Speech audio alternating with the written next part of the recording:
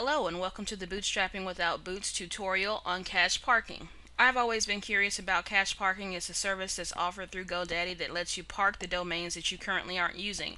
So if you own a domain, you can pay a little bit for the cache parking service, and then they will place ads on that domain, and if people go there and click the ads, then you get some of the revenue from folks that click the ads on that page. So in order to set it up, what I'm going to do is come to the Bootstrapping Without Boots site. I'm going to click on where it says links, and then I'm going to scroll down to where it says cache parking.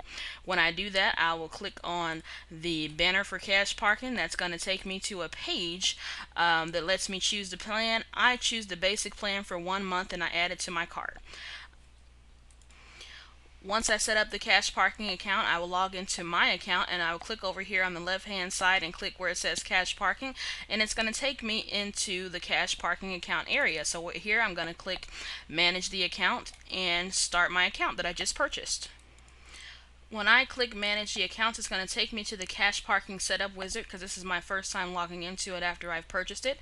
So I'm just going to go through the setup by clicking next. The next step, it asks me to import domains. I have a lot of domains, but I'm only going to park two, one of which is where black meets green and where green meets black. So I'm going to click those two as the two to import, and then I'm going to click next.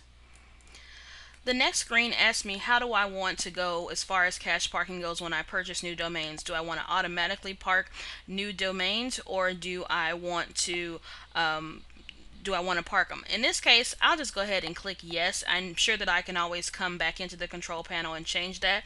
Then the next option it gives is to park auction I1 from GoDaddy park options on the list of expired domains. I'm just going to go ahead and leave that at no, and then I'm going to click next to move to the next step. There's also a place here where you can skip this step, but I'm just going to automatically park my newly registered domains and then click next. In the next step, it asks me for my payee information, which is where they will send the money that I earned from the cache parking account. It asks me for the account name as well as to set up all the tax information and make various certifications here. I'll fill this out and then I'll click next to move on to the next step.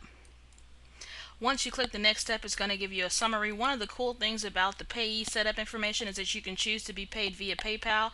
I like to choose that option because that way I don't have to give away my bank account number or all that information, and I can just have any money that I do collect from the cache parking, not knowing if I'm going to.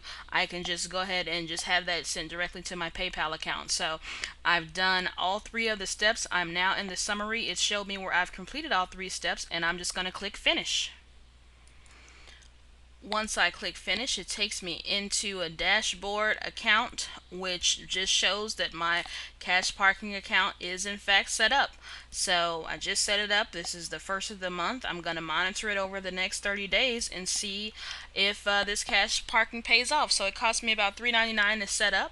So for $4, I'm going to try this for a month, and I guess if I make $4, then I will come out even. So we'll see how this works out, and I'll report back to you how it goes. So really quickly here, I click the cache parking tab and it shows me the domains that I have already set up. It shows that the status is pending. It shows that I haven't set any keywords, but this is what you get when you first set up your basic generic cache parking account on GoDaddy.